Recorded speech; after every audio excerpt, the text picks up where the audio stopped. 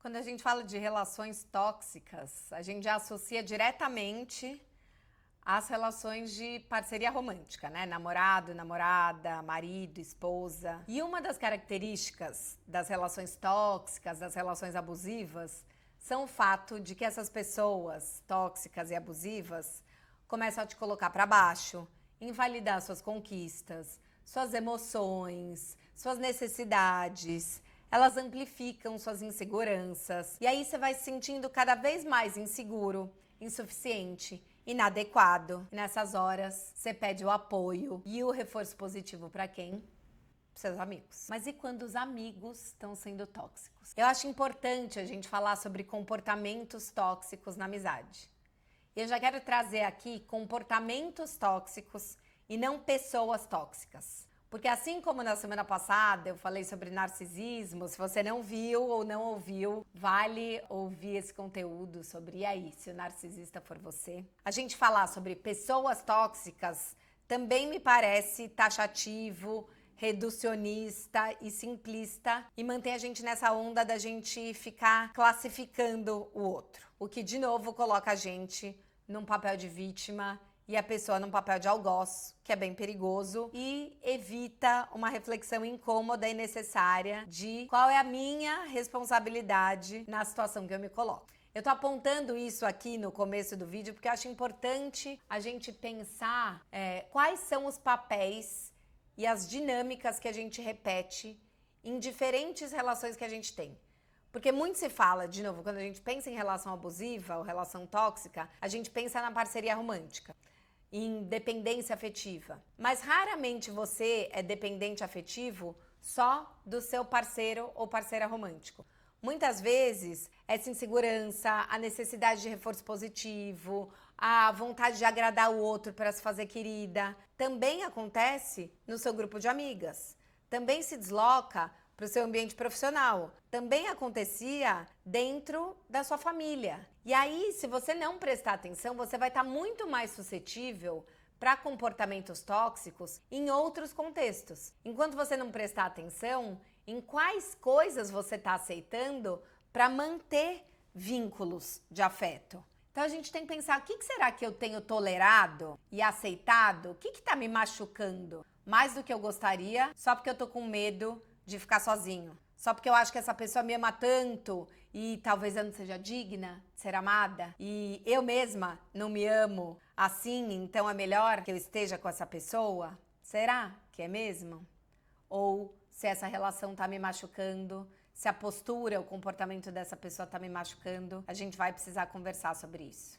Eu acho que os amigos tóxicos doem mais que os amores tóxicos. E é mais difícil a gente perceber o comportamento tóxico nas amizades. Porque na amizade tem lealdade, tem confiança e tem uma credibilidade muito maior na opinião do outro, nas palavras da pessoa. Aquela pessoa, ela já te acompanha há anos. Ou mesmo se for uma amizade recente, se é uma amizade forte, tem um lugar de uma cumplicidade ali que ela já sabe de coisas muito importantes, tem uma vulnerabilidade compartilhada, né? Uma intimidade profunda construída, né? E muitas vezes essa amiga, esse amigo foram a pessoa que seguraram a onda quando você terminou o tal relacionamento tóxico com o cara ou com a mulher que você estava saindo, quando você brigou com a sua mãe, quando você voltou pela 7ª vez com aquele seu ex abusivo e você estava com vergonha de falar isso pra todo mundo e a pessoa estava lá do seu lado. Essa pessoa estava lá do seu lado muitas vezes.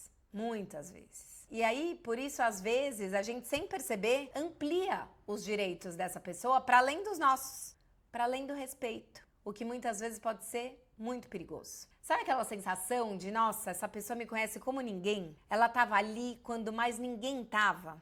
Ela me acolheu em momentos onde eu estava com vergonha de mim mesma? Pois é. Isso é delicioso. Isso gera um amor, uma sensação de gratidão gigantes por essas pessoas.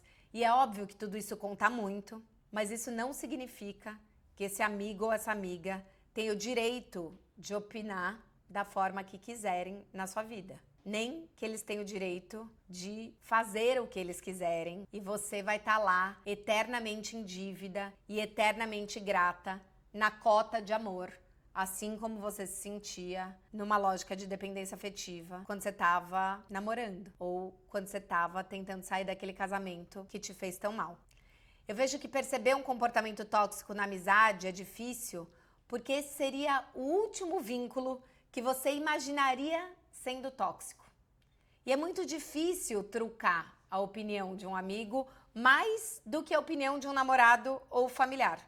Porque os amigos são os nossos pilares, né? Grande parte da nossa autoestima veio deles. Eles são os nossos cisnes. Então você estava ali se sentindo meio patinho feio na sua família. Ninguém conversa sobre as coisas que você conversa. Você não se sente ouvido. Você se sente já meio inadequado, a sua irmã tem um estilo que não tem nada a ver com o seu, os valores dos seus primos, você fala, cara, eu cresci para um outro lugar, mas naquela turma você fala, essa é minha família, essa é minha família escolhida, eles te elogiam, coisa que a sua avó nunca fez, ela só te critica, então toda vez que você volta destruída depois do Natal, você tem aquela uma semana de Réveillon junto com os amigos, fala, nossa, que bom. Quando eu tô duvidando de mim mesma, vem uma amiga e fala que trabalho incrível você fez, gosto dos seus textos, a pessoa te indica para um trabalho. Esses amigos têm olhares generosos, incentivos pra gente e provavelmente são as pessoas que mais conhecem você. São as pessoas que você conta coisas que às vezes você tem vergonha de contar na terapia, né? Às vezes coisas que você não conta pra ninguém e que muitas vezes te acolheram, te incentivaram e te deram muitos conselhos sensatos. Essas pessoas foram muito legais muitas vezes e elas são legais muitas vezes. Então, a gente obviamente leva em conta a opinião dessas pessoas e é claro que a gente não quer que, eu não estou falando aqui que amigo tem que passar a mão na nossa cabeça sempre. Mas o que eu quero que a gente comece a prestar atenção é o quanto essa intimidade construída começa, às vezes, a ser usada como uma forma de te manipular e de colocar a pessoa como o dono da verdade da sua personalidade. Esse vai ser um dos traços de comportamento tóxico que eu vou trazer aqui. Espera, porque eu vou trazer hoje 8 comportamentos tóxicos na amizade pra gente prestar atenção. E aí, lembra que eu falei no começo desse podcast, desse vídeo, que é muito provável que a gente repita comportamentos inseguros e de dependência afetiva nas diversas relações? Então, pegando um exemplo, se você foi a filha que cresceu sendo comparada com o irmão que era super inteligente e a irmã que era belíssima, as chances de você ter se entendido como a filha insuficiente são enormes. E aí você vai para a turma de amigas da escola e você não se sentia, de novo, nem a inteligente, nem a linda. Você já se posiciona ali meio como uma amiga legal que tem que ficar fazendo palhaçada pra entreter as pessoas. Eu, durante muitos anos na minha adolescência, tava nesse lugar, assim. Eu sentia que eu tinha que ser meio o bobo da corte da turma, assim, e trazer os assuntos interessantes, os programas descolados, como se eu fosse a cota da turma. E aí você tem que sempre compensar. Você tem medo de incomodar, se você tá nesse lugar. Aí você topa todos os programas pra ser legal, diz sim pra tudo.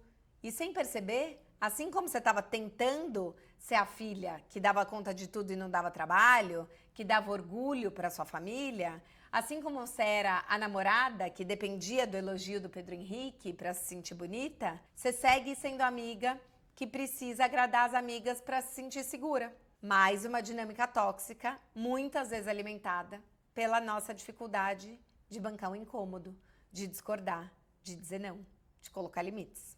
Essas são algumas posturas que a gente tem que treinar cotidianamente com os amigos. Porque os amigos talvez sejam os nossos vínculos mais seguros, né? E se a gente não tá podendo se colocar incomodado nas nossas amizades, talvez essas pessoas estejam tendo comportamentos bem tóxicos com você não acha?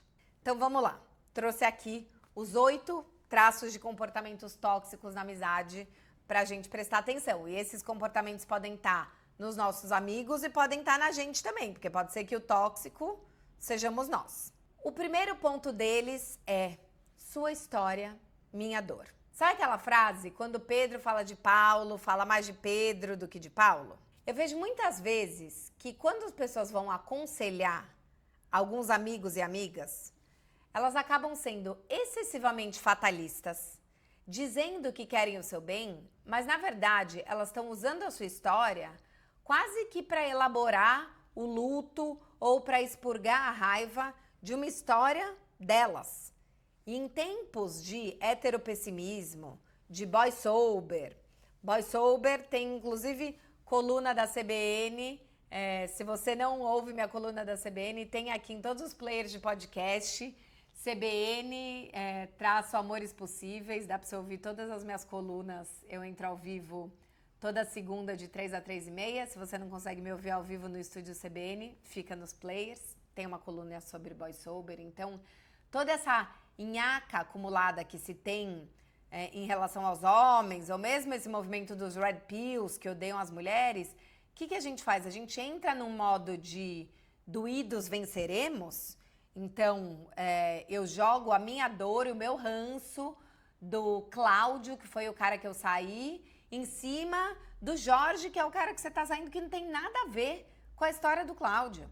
Outro dia, eu presenciei uma história assim. Então, era uma mulher que estava toda animada, porque tinha conhecido um cara que morava em Buenos Aires, e aí eles tinham tido um encontro incrível aqui no carnaval, e estavam se falando desde então, e aí ela tinha resolvido pedir uns dias do trabalho e tirar férias para ir lá encontrar ele em Buenos Aires, e tava animada, mas nervosa, e contou numa mesa que tava indo, e aí uma amiga dos amigos, que nem conhecia muito ela, falou: ih, olha, bom, mas é ótimo que você vai para Buenos Aires, porque tem um monte de cara bonito, você já abre o aplicativo, porque assim não vai dar certo, né? Com certeza esse cara não vai querer nada com você, relação à distância é uma roubada, e o bom é que Buenos Aires também nem tá tão caro, e tem um monte de museu legal, se quiser eu te dou umas dicas, e já prepara, assim, uns lugares pra você sair sozinha, já faz essa viagem se programando que você vai estar sozinha, assim. Ela ia ficar na casa do cara, ela falou, já vê uns hotéis perto, bonitinhos, caso você tenha que sair de lá. Assim, um balde de água fria na pessoa que tava animada e nervosa e vivendo um romance. E eu que sabia o contexto ali, tipo, essa pessoa tinha tido uma experiência muito ruim de uma relação à distância. Isso significa que todas as relações à distância estão fadadas ao fracasso? Não. Mas ao falar ali do se prepara que o pior vai acontecer, ela não estava falando sobre as probabilidades da história daquela ida de Buenos Aires. Ela estava falando sobre os traumas dela. E eu vejo isso acontecendo o tempo inteiro com esse disclaimer de porque homem é sempre assim. Não, porque se ele quisesse, ele teria te chamado para jantar. Tá te enrolando. E aí a gente tem tanto medo de ser iludida, porque muitas vezes a gente banquetizou migalhas, a gente apostou mais tempo do que gostaria, tá todo mundo meio gato escaldado, que basta uma dessas bandeirinhas levantadas por alguém que a gente já recua. E aí você nem se dá chance de apostar, nem coloca o seu incômodo pro outro e já fala, realmente não vale a pena. Sem perceber que a pessoa tá usando a sua história para elaborar a dor dela. E muitas vezes, de novo, ela não é nem clara com isso. Porque se a pessoa explicitasse e falasse, nossa, vou te contar. Eu tive uma história que, acabou com o meu coração. Foram anos para superar a terapia, porque eu larguei meu trabalho, fui atrás de uma pessoa, deu tudo errado, lá, lá, lá. Pelo menos você tá entendendo que a história da pessoa é essa. O que tem acontecido hoje a gente tem um monte de pessoas amargas, traumatizadas, que estão dando palpite na sua história, quase que para tentar reparar a história delas. Então ela tá falando sobre o seu Jorge, quando na verdade é o Cláudio dela, o Zé, o Pedro, esse doídos venceremos. De novo, cuidado com esse estado de solteirice inflamada, sabe? Cuidado do eles são sempre assim. Eles quem? Né? Todo mundo é muita gente, já diria minha avó. De quem será que a gente está falando? E assim, toda história tem uma exceção E eu vejo que quando a gente tá inseguro, isso eu já falei muito aqui, mas acho que vale trazer, né? A gente tá vivendo tempos de estresse pós-traumático, desde a pandemia, e isso se comprova que a gente está vivendo o que se chama de uma permacrise, que é o estado de crise não passou, porque a gente saiu de uma crise de pandemia, foi para uma crise climática e para guerra. Isso faz com que a gente esteja num estado de tensão constante. Quando a gente está num estado de tensão constante, a gente entra nesse modo de luta ou fuga, que é, eu preciso correr para sobreviver, senão o leão vai me comer. E aí eu tô com medo, não sei se essa história tá rolando ou não, o que eu faço? Não quero ser feliz, eu quero ter razão para não ser enrolada, porque eu tenho 40 anos, porque o tempo tá passando, e aí basta 2 pessoas doídas falarem para você, é roubada. Não, se tivesse afim, já teria falado para namorar. Nossa, cancelou em cima da hora, certeza que saiu com outra pessoa. Você tá operando no viés de confirmação. Então, é quase que inconscientemente a gente também expõe as histórias ou acaba pedindo conselhos para essas pessoas fatalistas. E as chances da gente amplificar as nossas inseguranças são enormes. Porque a gente está com medo de arriscar, de parecer boba, bobo, de ouvir o eu avisei. Presta atenção nas generalizações. Eu sempre falo sobre a importância da gente sentir mais e entender menos. Principalmente nesses começos de rolo, sabe? O que será que está acontecendo? Para onde a história está indo? Não dá para saber. O amor é uma aposta. E acho que a gente tem que tomar muito cuidado com o conselho. É melhor daí você pedir para a pessoa dividir a história amorosa dela, porque daí pelo menos você tem o disclaimer. Como foi com você? Você já passou por algo parecido? Do que pedir para a pessoa trazer essa análise dela de psicanálise de boteco, como chama o podcast maravilhoso de Alexandre Patrício e Felipe Pereira Vieira. Ainda se fosse a análise deles, estava bom, né? Mas fica aqui todo mundo querendo achar culpados e malditos e, na verdade, as pessoas só estão usando as suas dúvidas para elaborar as dores delas. Presta atenção com esse excesso de fatalismo. Ainda relacionado a conselhos sobre vida amorosa, eu percebo um segundo comportamento bem tóxico, que é a amiga ou o amigo coach. Que é aquele que tem certeza absoluta e sabe exatamente o que você tem que fazer. E não só a pessoa sabe o que você tem que fazer, como ela fica ofendidíssima e quase que te pune se você não segue os conselhos dela. Sabe? Coach rígido. Então, assim, você tá numa crise no casamento, não tá feliz, tá querendo se separar, mas só um processo. Porque isso envolve 1 milhão de questões. Você tá aflita porque o seu filho é pequeno, ele anda muito manhoso, você tá com 1 milhão de questões financeiras, e aí você tá se estabilizando, você tá sensível. É um processo, né? Nem todo mundo um dia pega a bolsinha e fala tchau, vou me separar e tem um rompante. E aí você senta um dia e fala, nossa, ontem a gente teve uma outra briga difícil e foi na frente do Filipinho, que é o seu filho, e ele chorou e foi péssimo. E aí a amiga é dura com você e fala, mais uma vez, até quando você vai esperar isso acontecer? Você devia hoje ir viajar, pega o carro e vai viajar para a casa da sua mãe no interior. Aproveita que é férias, fala que você vai passar o fim de semana lá.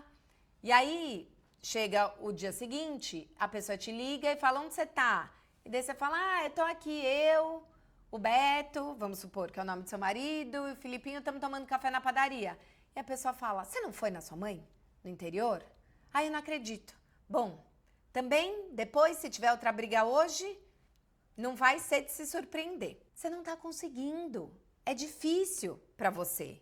E assim, tem horas que a gente só quer um colo, só quer apoio. Você já tá passando por uma coisa difícil. A última coisa que você precisa é de alguém que faça você se sentir ainda mais inseguro, insuficiente e inadequado. Alguém que vá te dizer, é agora que você tem que fazer isso. É desse jeito que você tem que falar. De novo, não é que os amigos têm que passar a mão na sua cabeça, mas é importante que a pessoa não se ofenda porque você não agiu como ela agiria. Ela pode falar, olha, eu se fosse você, iria para casa da sua mãe no interior no fim de semana. Você não conseguiu ir? Ela ligou, está na padaria? Tá bom. Você precisa de alguma coisa? Como você tá? É menos sobre se a pessoa seguiu o seu conselho ou não e mais sobre como você está se sentindo, né? Eu sempre cito aqui, tem inclusive uma análise no YouTube do Amores Possíveis sobre Maids, a série do Netflix, que é maravilhosa, e tem um dado que eles colocam lá, que a assistente social aponta que mulheres que são vítimas de violência doméstica vão, em média, 7 vezes para o abrigo. 7 vezes. Quer dizer, para uma mulher procurar um abrigo, o nível de violência dessa casa ela já deve ter sofrido violência nessa casa muitas vezes. Ela vai até o abrigo, aí ela acha que esse homem vai mudar. Ela volta para o marido, ela vai até o abrigo, em média 7 vezes.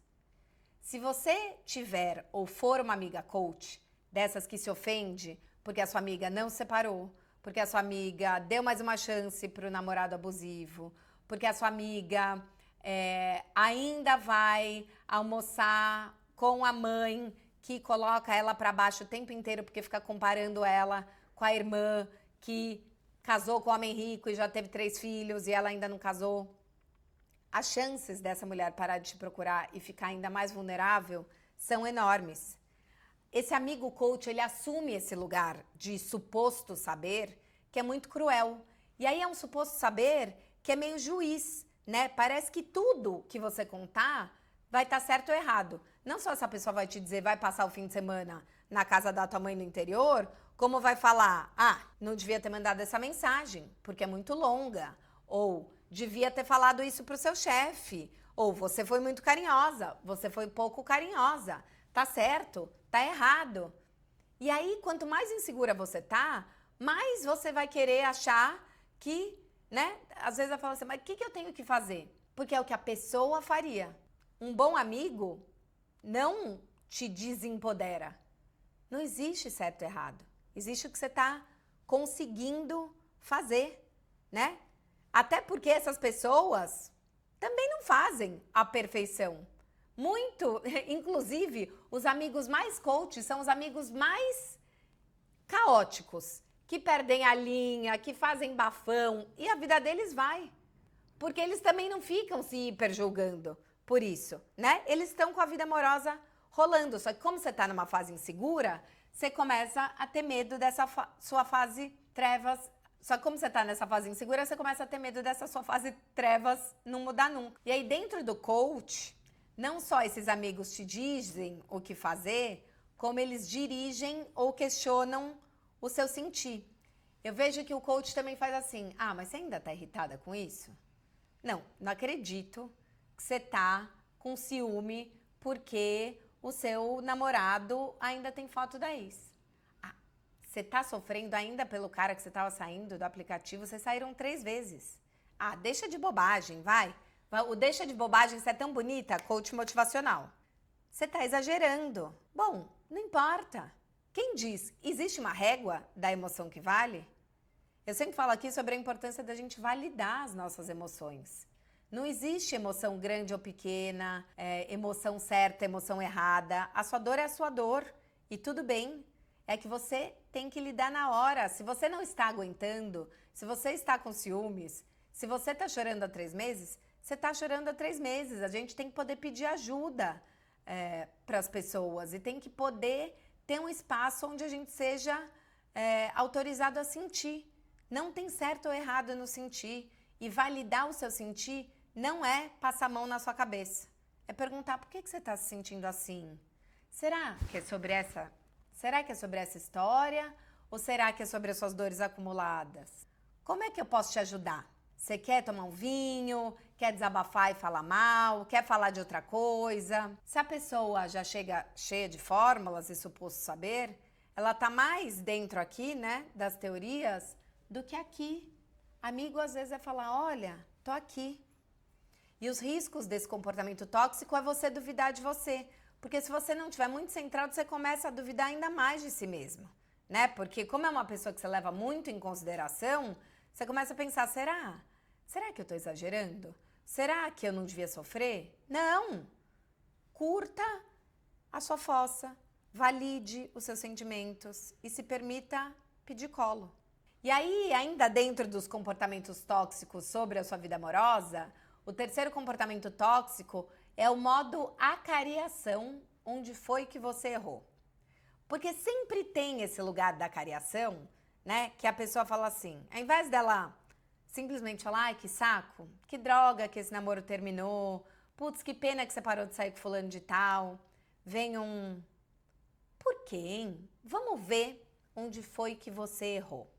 E a pessoa já sai levantando hipóteses. E, assim, eu falo muito aqui que achar que o fim da relação se deu por algo que a gente fez, que a gente não fez, algo que a gente é ou algo que a gente não é um pensamento narcísico, que adia a elaboração do luto. Inclusive, eu tenho um curso sobre o luto na Casa do Saber. Eu acabei de ingressar como parte dos professores da plataforma da Casa do Saber, que é a maior plataforma de desenvolvimento emocional do Brasil. Esse curso chama Luto, Rejeição e Abandono, como lidar com os fins das relações. E eu consegui um cupom para todos os meus ouvintes, corações amorosos, que é Mais Amor. Se você colocar Mais Amor em letras maiúsculas, você tem 20% de desconto na assinatura anual da casa. E aí você vai ter acesso não só ao meu curso, mas a mais de 300 cursos com psicanalistas, filósofos e muita gente incrível para a gente poder curar a nossa dor do luto, aprender sobre amor, sobre filosofia, se conectar com gente interessante. Vale super a pena e eu estou muito feliz de estar entre esse time de psicanalistas renomados que traz conhecimento e profundidade para cada vez mais pessoas. Espero que vocês possam aproveitar essa oportunidade. Voltando, a gente trazer a pergunta pra gente de onde foi que eu errei, qual é o problema comigo, faz com que a gente tenha esse movimento narcísico e não aceite que o amor é um pouco imponderável, que o desejo do outro é o desejo do outro, né? E quando a pessoa faz essa pergunta, é exatamente o eco da sua insegurança e da sua insuficiência, que é o que você está sentindo na hora que você levou um pé na bunda. Porque, obviamente, você não está feliz que essa relação acabou. Você está frustrada, você está triste, você está com raiva. E aí é o eco da sua avó, que dizia que pena, né? Sua prima Alice, tão bonita, Mariana, outra prima tão inteligente, você... Aí. E aí você tá lá, desde os 9 anos na terapia, tentando trabalhar suas faltas, entender que suas faltas não são falhas, não são fatores impossibilitadores de relações. E aí basta uma pessoa que te ama, que te conhece, que te admira, que você achou que era um colo seguro fazer essa acariação, onde foi que você errou, pra você voltar a duvidar de você mesma. Porque ela começa a falar, será que você não apresentou ele muito rápido para sua família? Será que você não mandou mensagem demais? Será que não deu para sentir? Isso eu odeio e eu já ouvi. Não, eu sei que você não falou, mas é que às vezes dá para sentir que você estava querendo namorar. Será que isso não assusta? Outra coisa que eu já ouvi, que eu também já discuti com amigos, que é, será que não é porque você trabalha com amor e isso pode ser um incômodo? Bom, esse é meu trabalho. Se fosse a minha avó que falasse isso, eu entenderia. Ela tem 97 anos, é outra geração, mas é uma amiga, né? De 42. E por que eu tô trazendo aqui e levo pro divã? Porque bate no nosso calo, né? A gente precisa entender, e toda vez que essa pessoa te trouxer para essa pergunta e para essa tentativa louca de você achar que tem o controle de algo e que foi algo que você fez ou não fez e logo você pode reparar, é a gente entender que o amor é contingencial, imprevisível. E assim como o apaixonamento se dá um pouco sem saber porquê, o desenlace também se dá nesse lugar, né? A gente tem que poder brecar essa lógica CSI, né? Será que você não devia ter sido menos disponível? Será que foi aquele fim de semana na praia que talvez ele ficou muito pressionado? Talvez você nem mesma esteja querendo saber, você quer novos ares, quer falar de outras coisas e a pessoa tá lá supostamente fazendo essa cariação para te ajudar, mas isso só te fragiliza. E aqui vale um lembrete. Ainda que você seja emocionada, ainda que você mande mensagens longas, ainda que você seja carinhosa, isso não é um problema. Isso é uma característica sua. E não vale a pena entrar nesse looping de se adequar para caber numa suposta caixinha do outro. Isso só vai te deixar mais insegura para novas relações. Nessas horas a gente tem que poder pedir também o que a gente quer falar. Posso falar? Não quero mais ficar falando de como foi o fim. Tem que dar o limite pro outro, porque às vezes a gente acha também que amar, tanto nas relações de parceria amorosa como de amizade, é o outro te conhecer sem você precisar falar. Aqui às vezes a gente tem que falar, ai, amiga, não quero falar mais disso. Acho que eu só preciso de um colo, quero falar bobagem, quero paquerar gente diferente. Vamos no cinema? Vamos ver uma série nova? Não quero escarafunchã. Até porque não dá pra saber.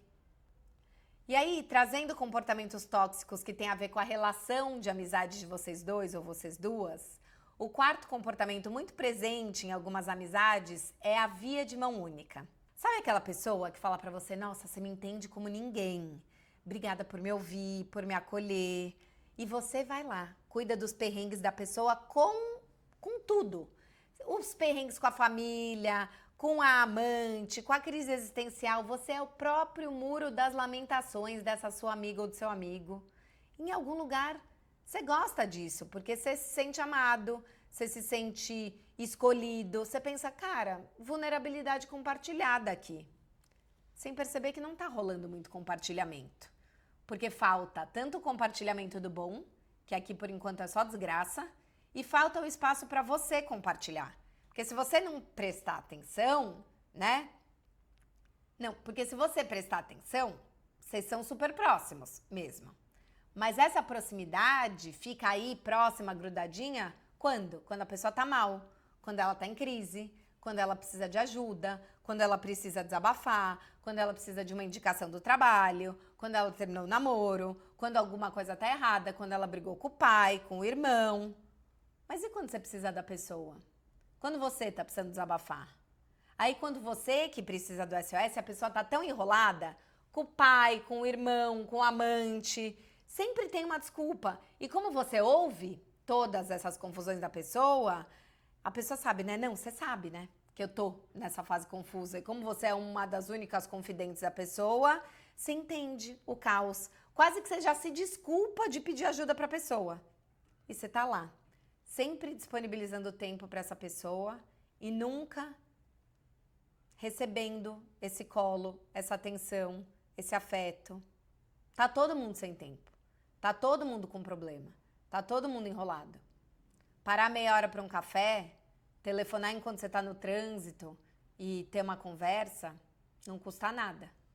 É questão de escolha, de disciplina, de fazer ser possível. E aí, aqui nesse quarto ponto, acho que não basta falar só do comportamento tóxico do outro, vale a gente pensar o quanto a gente está entrando numa lógica codependente e tem um prazer aí em cuidar para ser necessário. Desse encher a bola e falar, sou eu que sei os segredos mais profundos das amigas que elas não contam para ninguém. E aí você volta a se sentir a best friend forever da 7ª série, porque vocês têm um grupo de amigas, mas falam, os segredos íntimos é pra mim que elas contam. Tá bom. Mas e daí se você não pode pedir colo? E daí se quando a vida fica tudo bem, elas vão viajar pra praia com as outras? Se elas não te chamam pro cinema, pra andar de bicicleta no Ibirapuera, né? Ser amiga que segura a onda de todo mundo pra ser necessária? Se a gente pudesse vincular, não pra ser necessária, mas só pra ser querida. Quem cuida de quem cuida? E se você puder cuidar mais de você e pedir colo e curtir a relação, desfrutar. E aí vale intencionalmente a gente redirecionar essas relações, sabe? Vale você ir exercitando a elasticidade dessas histórias. Então muda você os temas das conversas. Antes da gente reclamar do outro, manda um livro que você leu, pergunta se a pessoa leu, liga um dia para falar amenidades, chama para um cinema, seja mais propositivo. E aí quando você for pedir um SOS, fala, olha, é muito importante, tô precisando, queria que você me ouvisse. E isso tem muito a ver com o nosso próximo ponto. Porque, às vezes, mesmo a gente pedindo que a pessoa nos ouça, ela vai para esse quinto comportamento tóxico que é: era sobre você? Ah, mas agora é sobre mim. Você vai desabafar, vai falar que tá com problema no trabalho, que tá angustiada, sem saber se pede demissão ou não. E aí a pessoa começa a te ouvir, mas ela já vem com uma história dela. Ela fala: não, e eu? Que também estava aflita quando eu queria pedir demissão, bem naquela época que eu estava noiva. E aí eu estava toda cheia de dívida por causa da festa e do apartamento e das coisas dos móveis. E eu também não queria ser a pessoa que casa e fica sem emprego, porque eu não queria passar a imagem de que eu era mulherzinha. E quando você vê, ela tá fazendo um recap da vida dela, do problema dela. E o seu momento de desabafo virou esse recap do momento dificílimo da vida da sua amiga. E a história não é mais sobre você, é sobre ela. As pessoas, elas não fazem isso de uma maneira consciente. E talvez você que me ouça faça isso. A gente traz exemplos pessoais como forma de gerar conexão e dizer: ó, você não tá sozinha. Eu também já passei por isso. O ponto é que a gente pode ter jeitos menos autocentrados de dizer: você não tá sozinha. Que não seja compartilhando histórias e falando: ó, estamos juntos nessa dor. Você pode falar: estamos juntas, me fala mais sobre a sua dor. Como você quer ajuda nisso? Porque às vezes eu vejo que rola a comparação disso do e quando eu também me demiti, e às vezes rola uma livre associação do sentimento. Então você está falando da angústia do trabalho e a pessoa fala: nossa, eu também estou muito angustiada, porque não tem vaga para minha segunda filha no colégio que a primeira filha tá, e vai ser um inferno ter que levar cada uma para um canto, para uma escola. E aí você pensa: nossa, não sei se, né, o assunto da filha é mais importante do que o do trabalho. Você até se apequena e quando você vê, você já está ajudando a resolver o problema da fila da escola e o seu problema ficou para depois. Vai ser desconfortável, mas a gente tem que poder falar. Amiga, amigo, hoje eu tô super precisando falar disso. Tô precisando falar do meu trabalho, tô precisando falar do meu namoro, do meu casamento, da minha mãe. Vai ser desconfortável, mas a gente precisa pedir, ó, tipo: oi, hoje é sobre mim. E por falar em incômodos, como seus amigos lidam quando você coloca os seus incômodos e as suas impossibilidades para eles? Isso leva a gente para os próximos pontos. O próximo é o passa ou repassa, porque eu vejo que um comportamento muito tóxico é quando a pessoa fez alguma coisa que te deixou chateada. Então, por exemplo, você combinou uma viagem, só você e uma amiga, você estava precisando de um colo para curar um pé na bunda, você tá mal, e aí no dia anterior da viagem da praia, a amiga começa a demorar para responder suas mensagens, demorar, e aí de repente ela manda um áudio dizendo: nossa, amiga, me enrolei no trabalho, aqui tá super cheio de coisa para fazer, e também o Beto, que é aquele cara do Rio que eu saio de vez em quando, vai vir para cá, então vou ficar aqui em São Paulo, espero que você entenda. Você que tá carente, que tá sensível, que tava contando com a companhia dela pra ir pra praia, não queria ficar sozinha, fica frustrada, fica chateada. E aí você se dá um tempo pra digerir, passa uns dias, você chama ela pra um jantar pra você falar sobre isso. Você fala na maior comunicação não violenta: ó, me senti abandonada, fiquei triste, eu tava precisando de um colo naquele fim de semana. Eu entendo que imprevistos acontecem, mas eu imagino que esse cara não decidiu do dia pra noite que ele vinha para São Paulo. Então, se tinha essa possibilidade, me avisa para eu pensar num plano B. E ao invés de ouvir, pedir desculpas ou simplesmente dizer: eu entendo o que você sente, a pessoa já repassa o incômodo puxando uma briga não tida com você. Ela fala: bom, e no carnaval? Que eu também achei que você ia viajar comigo, e aí você preferiu viajar com as suas amigas da escola, e eu tive que ficar sozinha aqui porque eu não tinha companhia, e você sabia que eu não ia viajar pra Bahia sozinha, e também teve aquelas 2 vezes que você trabalhou até tarde, eu queria ir numa festa. Quer dizer, a pessoa sai desengavetando brigas não tidas, e o momento que era pra ser de você colocar um incômodo seu, vira esse passa e repassa de acusações. O famoso agora parece que o jogo virou, a pessoa se sente atacada. E aí você se sente acuada, com a sensação de que colocar o seu incômodo gera mais incômodo. Você se cala, guarda, e é muito importante a gente lembrar que uma relação que não cabe os nossos incômodos não nos cabe. E se a gente não treina a colocar os nossos incômodos nas nossas amizades, como é que você acha que você vai sustentar colocar os seus incômodos quando você começar um novo namoro? Você não vai. E aí você vai estar suscetível a relações abusivas? Por quê? Porque você já está sendo abusado sem perceber dentro das suas amizades. E não só prestar atenção aos incômodos, mas prestar atenção também como seus amigos sustentam os seus nãos. Porque um outro comportamento tóxico é a punição pelo seu não.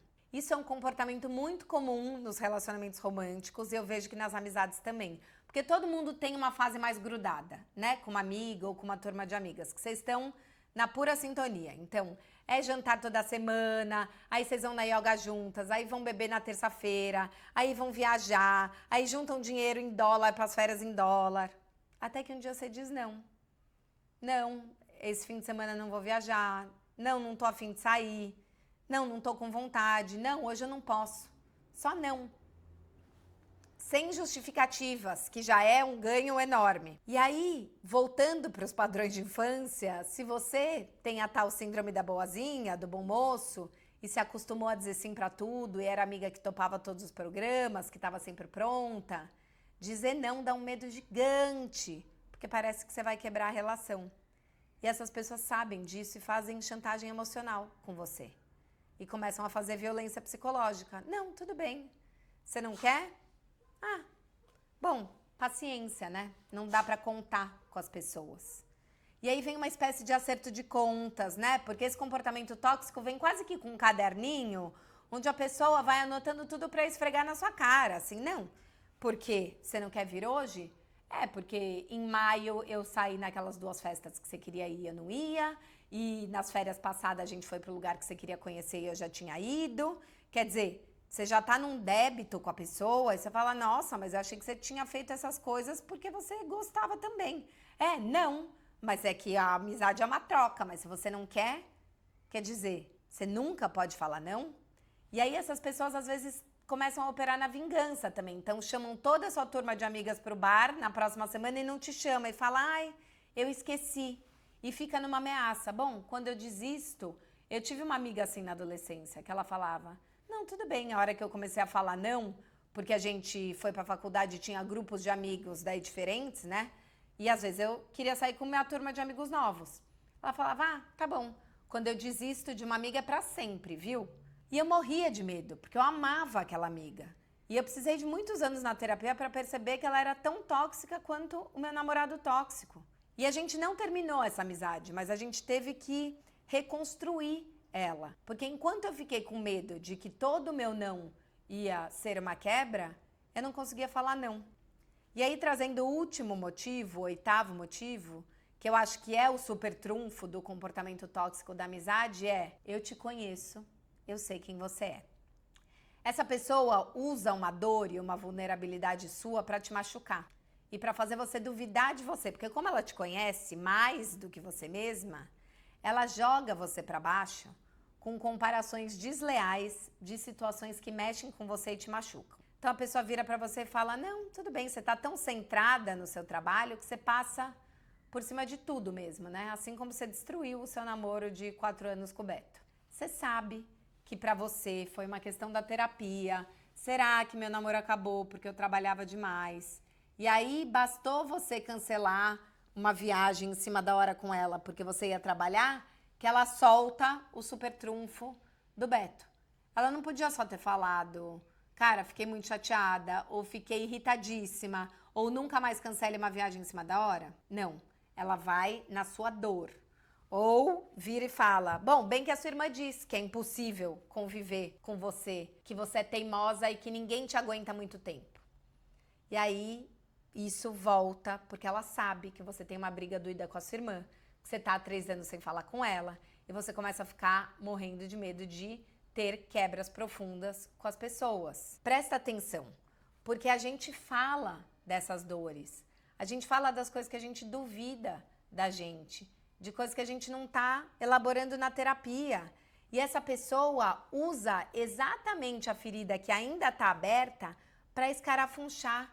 Ela usa o conhecimento de causa contra você. Isso não é ser amigo, isso é ser cruel, é tirar a casquinha das feridas que doem e fazer você duvidar da sua índole, para te manipular e falar, nossa, eu preciso voltar aqui, preciso consertar essa relação. Olha como isso é parecido com o casamento ou com o namoro abusivo, porque isso traz esse olhar determinista. Você é assim, você é teimoso, você é birrento, você é carente, é o sempre assim. A pessoa vai generalizando, vai te jogando para baixo. Se não for eu, não sei que amigos mais você vai ter. E aí, agora que a gente já falou sobre esses 8 comportamentos tóxicos, como é que a gente lida com eles? Porque assim como a gente não gosta do ghosting nas relações amorosas, eu acho que a gente também não deve fazer ghosting nas amizades. E eu vejo muito que ou as pessoas fazem ghosting, ou elas vão simplesmente assim, ó, fading, sumindo, sumindo, sumindo, e colocam a culpa na vida corrida. Ou você triangula, você começa a falar mal daquela amiga ou daquele amigo para os outros amigos em comum. E a gente não se dá chance de conversar com a pessoa, né? A gente vai desinvestindo, desinvestindo. A gente tem que poder exercitar os atritos e acreditar na capacidade de reconstrução. Eu sempre trago aqui que eu amo a imagem do amor kintsugi. Kintsugi é essa arte japonesa que cola a porcelana quebrada com uma cola que é laca e pó de ouro. E que essa cola fica aparente, porque ela fica dourada. E é pra gente lembrar que a peça foi quebrada e que ela tem marcas e que ela vale mais por isso. Poder recolar uma amizade e acreditar que a gente vai achar novas formas de fazê-la funcionar, ajuda a gente a acreditar também que um amor com um namorado pode ser colado, com um marido pode ser colado, que a gente pode ter atritos, pode ter incômodos, que sim, algo se quebrou, mas que a gente quer reconstruir em outros moldes. E eu trago sempre aqui que o amor é o que o amor faz. O que a gente está fazendo um pelo outro? Acho que vale a gente se chamar para isso. A gente está se colocando na agenda? Tá tendo tempo de qualidade? Porque mensagem de tô com saudade, vamos marcar de combinar, não vale como conexão. Burocratizar os encontros ajuda a gente a se organizar. Toda primeira terça do mês, a gente vai jantar? Senão a vida vai atropelando.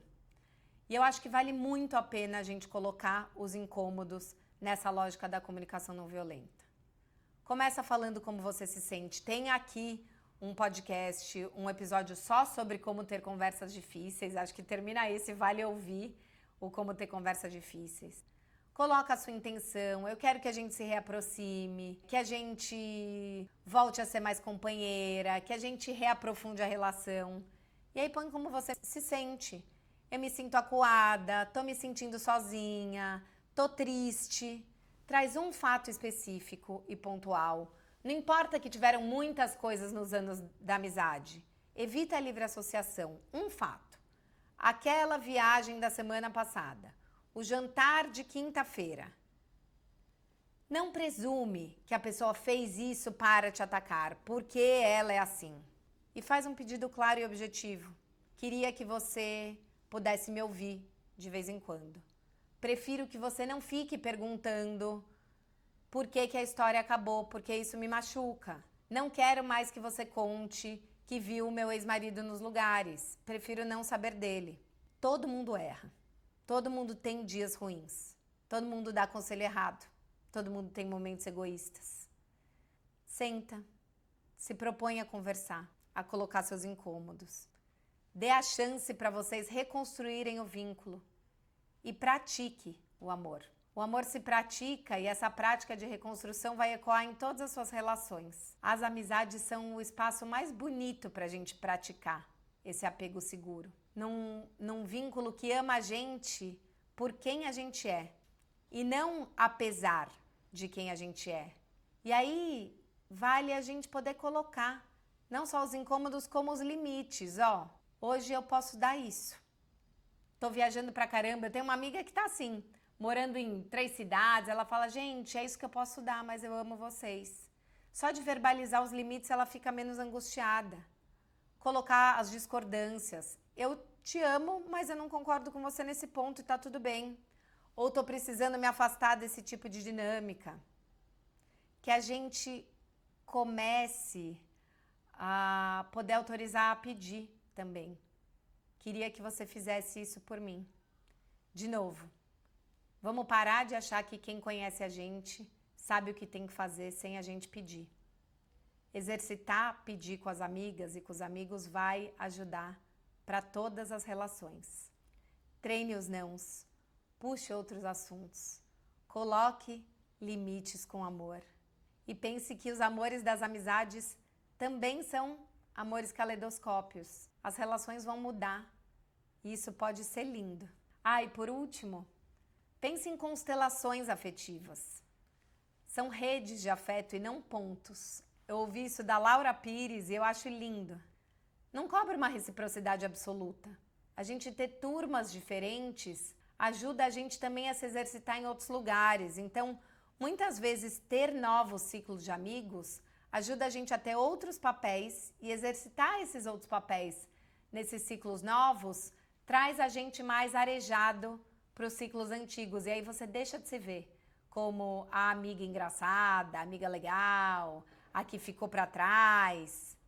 São encaixes diferentes. Se experimenta em outros lugares e se experimenta em outros papéis nos lugares conhecidos.